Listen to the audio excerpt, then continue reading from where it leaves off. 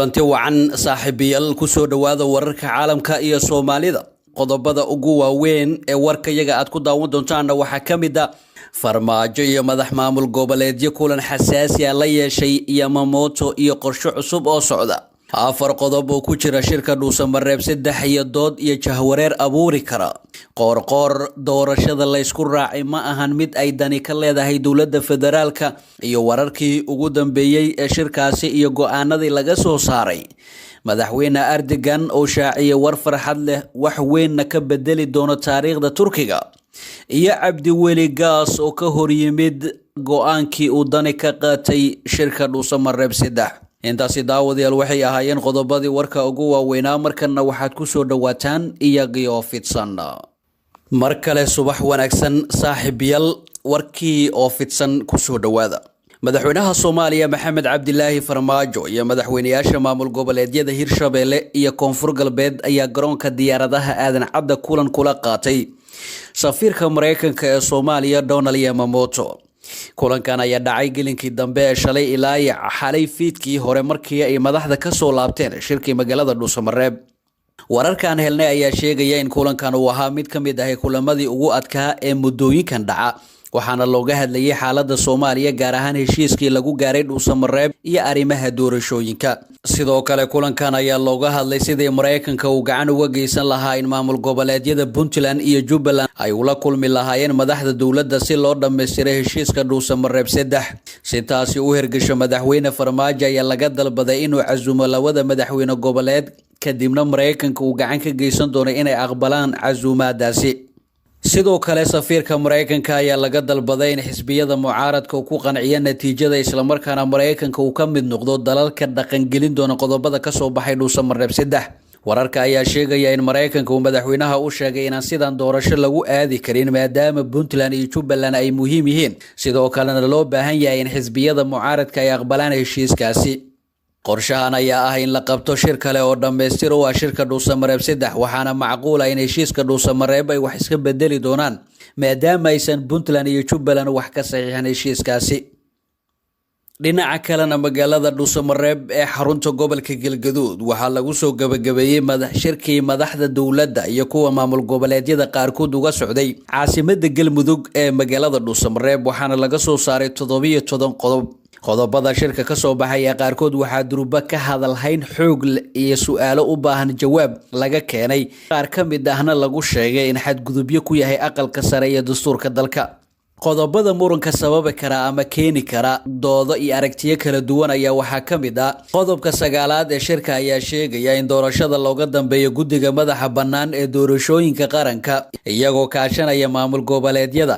qodobkan ayaa jabinaya shuruucda dalka sababtoo ah guddiga madaxa bannaan ee doorashooyinka qaranka waajibaadkooda waa qabashada doorasho qof iyo cod ah ama doorasho dadweyne ee ma ahan awoodahooda qabashada doorasho dadban ama nooc kale ee doorasho qodobka 11aad ee shirka dhuusamareeb ayaa sheegaya in doorashada xildhibaanada aqalka sare dooran doonaan xildhibaanada maamul goboleedyada sida sanadka 2016 hadaba waxa isweydiin leh yaa dooranaya kuraasta 13 xubnood ee gobolka Banaadir mise mar kale ayo gobolkan weyn doona xuquuqdiisa siyaasadeed ee aqalka sare qodobka 12aad ee shirkan ayaa sheegaya in natiijada shirka dhuusamareeb la horgeeyo golaha shacabka ee baarlamaanka waxaana ay meesha ka saarayaan madaxda shirka awoodda aqalka sare iyagoo ku koobaya oo kaliya golaha shacabka qodobka 5aad ee shirka dhuusamareeb ee sheegaya in codbixiyaasha 3 ilaa 5 kursi ee isku deegaanka ay la isku dhafo lana gaarsiiyo 1500 oo qof waxaana ay dhammaantood u codeynayaan kuraasta degmadaasi taala arrintan ayaa sababi karta jahwareer iyo walaac ka yimaada musharaxiinta xildhibaanada ee deegaankaasi maadaama uu cod ka raadinayo dad ka badan 3 laabka ergada beeshiisa madaxweynaha Galmudug Axmed Cabdi Kaariye qoorqoor oo ka hadlayay magaalada dhuusamareeb ee xarunta gobolka Galgaduud ayaa waxa uu sheegay in waqti badan uu ku bixiyay sidii madaxweynayaasha Jubbaland iyo Puntland uu u keeni lahaa shirkaasi wadana qoorqoor ayaa tilmaamay in dhuusamareeb lagu ballansanaa 15 bishan Agoosto balse ay imaan waayeen qaar ka tirsan madaxda maamul goboleedyada iyagana ay geed dheer iyo mid gaabinba u fuuleen sidii loo keeni lahaa balse aysan taasi dhicin. waxaad ogtihiin inay ahayd madal iyo ballan 15 Agoosto in halkan la isugu yimaado iyadoo looga tashanaya hanaan doorasho dalka ku gali kara. waa la hadalnay, waa doonay, dadaal ayaan u galnay inay soo xaadiraan, geed dheer iyo geed gaaban u galnay, laakiin ma noqon sidaasi. waxaad ogtihiin maalintii 7aad halkaasi waxaa ka socday shirkan oo ah waqti waafi oo ku filan walaalaha ugu yeernay taladii loo baahnaa in lagu gaaro, ayuu yiri Qoorqoor.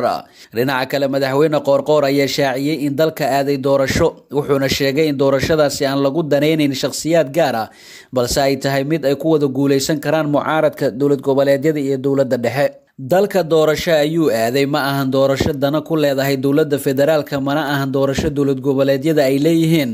ma ahan doorasho cid u xaglinaysa, waa doorasho aan ugu magac darnay wada guuleysta. waxaan rabaa inaan halkan ka caddeeyo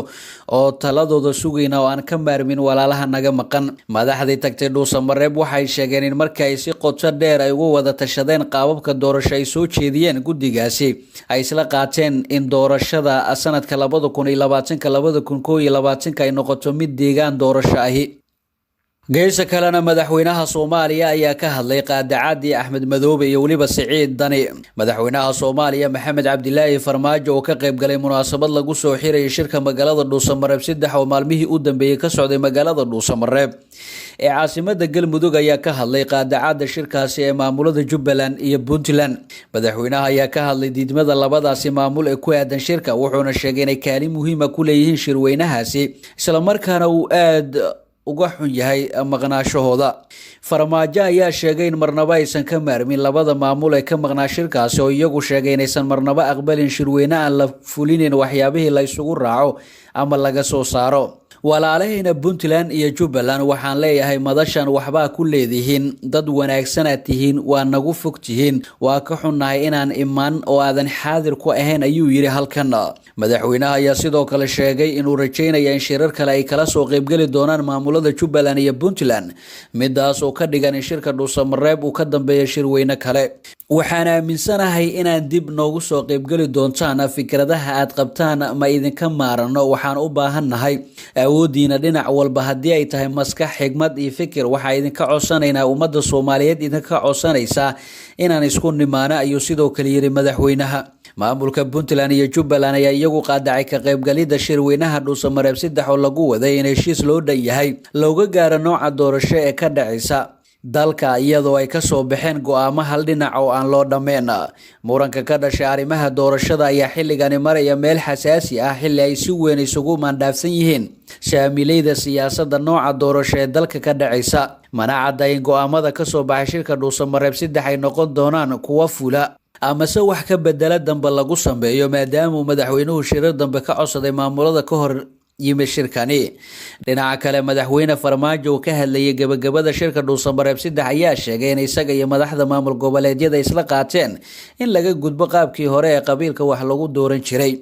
madaxweyne Farmaajo ayaa tilmaamay in isaga iyo madaxda maamul goboleedyada ka qayb galay shirka Dhuusamareeb isku fahmay in loo gudbo nidaamka xisbiyada badan oo doorashada soo socota lagu gali doono. dhinaca kalena madaxweynihii hore ee Puntland Cabdiweli Maxamed Cali Gaas ayaa si weyn u naqdiyay diidmadii madaxweyne Deni ee shirka Dhuusamareeb 3 oo ka furmay caasimadda Galmudug iyagoo ay ka maqan yihiin Jubbaland iyo Puntland. Cabdiweli Gaas ayaa sheegay in xilligan aysan munaasab ahayn khilaaf cusub, maadaama ay arrimo masiiriya looga hadlayay shirka Dhuusamareeb 3 oo ka dhashay shirkii hore ee dowladda federaalka iyo maamul goboleedyada ay wada yeesheen. Gaas ayaa ka hor yimid qaadacada Deni ee shirkaasi, iyadoo ay Puntland iyo madaxda dowladda federaalka ku eedeysay inay ka shaqeeyaan fashilinta natiijada Dhuusamareeb 1 iyo 2 iyo qorshihii qabsoomidda Dhuusamareeb 3. Siciid Deni ayaa qabay madaxweyne Farmaajo magacaabaya ra'iisul wasaare qayb ka noqda fulinta heshiisyada qabsoomida doorashada dalka 2020-2021. Cabdiweli Gaas ayaa isagu qaba mid taasi ka duwan, isla markaana u arka go'aanka Deni mid aan xilligan habooneen, maadaama uu gabi ahaanba qaadacay shirweynaha Dhuusamareeb oo la filayay in heshiis loo dhan yahay looga gaaro khilaafka doorashooyinka. Puntland ayaa 16 bishan Agoosto si rasmi ah u shaacisay inay qaadacday shirka Dhuusamareeb 3 ka furmay magaalada Dhuusamareeb, iyadoo eedeyn culus u soo jeediyay madaxda dowladda federaalka iyadoo ku xirtay shuruudo adag si ay uga qayb galaan shirkaasi. ugu dambeyntiina madaxweynaha Turkiga Recep Tayyip Erdogan ayaa ku dhawaaqay inay heleen keed weyn oo gaaska dabiiciga oo ku yaala badda madow ee ku dhow xeebta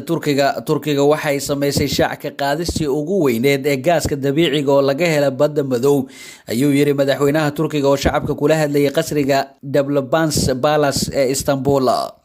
markabka saliida qoda ee Fatih ayaa helay qiyaastii 320 bilyan oo cubic meter oo gaas ah sida uu sheegay Erdogan oo shaaca ka qaaday war wanaagsan oo shacabka u ballan qaaday horaantii toddobaadkan. Turkiga ayaa qorsheynaysa inay gaaska u diyaariso shacabka sanadka 2021 sida uu sheegay madaxweynaha isagoo intaa ku daray in gaas kale oo dabiici oo laga helo goobo kale oo kamid ah badda madow ay suurtagal tahay. gaaskan ayaa waxaa laga helay kaliya hal ceel waxaana qayb kamid ah kheyraadka hodanka ayuu yiri Erdogan oo sheegay inuu filayo in war kale oo wanaagsan laga helo sahmin ay ka wadaan badda Mediterranean-ka. madaxweynaha ayaa sheegay in Turkiga ay doonayso inay noqoto dal dhoofiya tamarta. Turkiga ma istaagi doono ilaa gaaska ay dhoofiso uu ka bato midka ay soo dhoofsatay ayuu yiri.